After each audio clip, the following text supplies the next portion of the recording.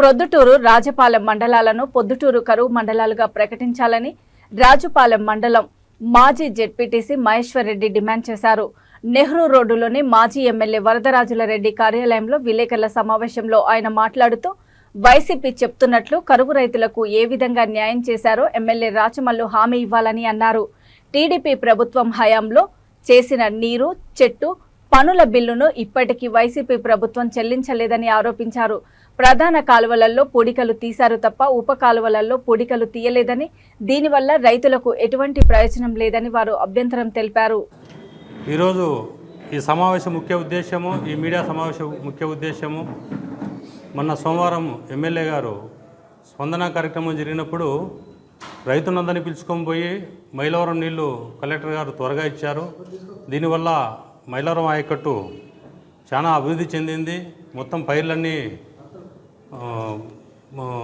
Life బతికి పైరన్నీ ఇప్పుడు ఉపయోగంలోకి వచ్చినాయి అని ఆయన చాలా ఘంటాపాదంగా చెప్పినాడు. ఒక రైతుగా మేము మాట్లాడుతున్నాము.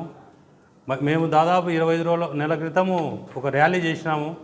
ఆ ర్యాలీ చేసినప్పుడు మేము పెట్టిన ప్రధాన డిమాండ్ ఇవే: మైలవరం కాలువ పూడికి తీయాలా, గండికోట నుంచి మైలవరంకు నీళ్లు వదిలి మైలవరం ఆయకట్టునంతా స్థిరీకరించాలా, ప్రతి ఎకరాకు నీరు అందించాలని ఆ రోజు ప్రధాన డిమాండ్ పెట్టాము.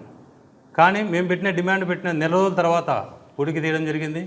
అయితే ఇప్పటికే మినుము, పెసర, కంది, జొన్న లాంటి పంటలు దాదాపుగా చనిపోయినాయి, పనికి రాకుండా పోయినాయి. కొన్ని చోట్ల అరటమల పొలంలో అందుకైతే రైతులు టిల్లర్ కొట్టినారు. అంటే ఎందుకు పనికిరాదనే ఆలోచనతో టిల్లర్ కూడా కొట్టి పనికి రాకుండా పోయినాయి.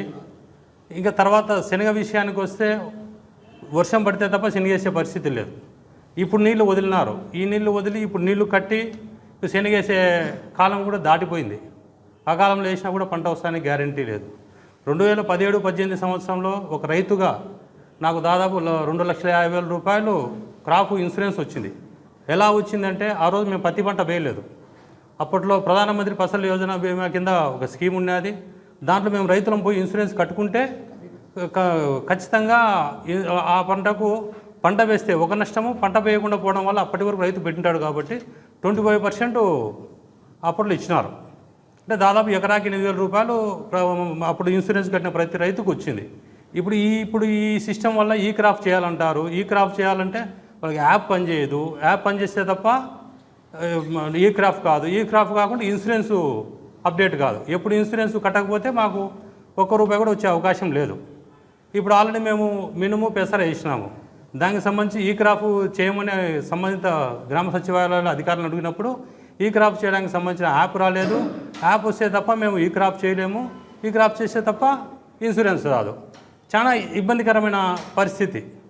సరే, ఇంతవరకు ఎమ్మెల్యే గారు చెప్పాడు మాకు ఏం చేస్తారు. ఇప్పుడు మాకు కరువు, భయంకరమైన కరువు. మా తాతల టైంలో నుంచి దాదాపు 87 సంవత్సరాలు ఒక ఆయన, 97 సంవత్సరాలు ఒక ఆయన, మా ఊళ్ళో ఒక ఆయన అడిగిన ఇటువంటి కరువు ఎప్పుడైనా చూశారని అడిగిన. పచ్చి కరువు చూసినా కానీ ఇంత దారుణమైన పరిస్థితులు ఎప్పుడు చూడలేదు. ఈ పరిస్థితుల నుంచి గడ్డెక్కాలంటే ఫస్ట్ మా కరువు మండలాలకు ప్రకటించాలి. ఎమ్మెల్యే గారు నీళ్ళు తెప్పించినాము ఏం చెప్తారు, అవన్నీ ఓకే, నీళ్ళు తెచ్చినారంటే అకాలం తెచ్చినారు, కాలం అయిపోయినాక వచ్చినాయి. సరే, ఇప్పుడు మా కరువు మండలాలకు ఎప్పుడు ప్రకటిస్తారు? రైతులకు ప్రభుత్వం నుంచి ఏ విధమైన సహాయం చేస్తారు? ఈ వేసిన పంటకు ఏ విధంగా సహాయం చేస్తారు?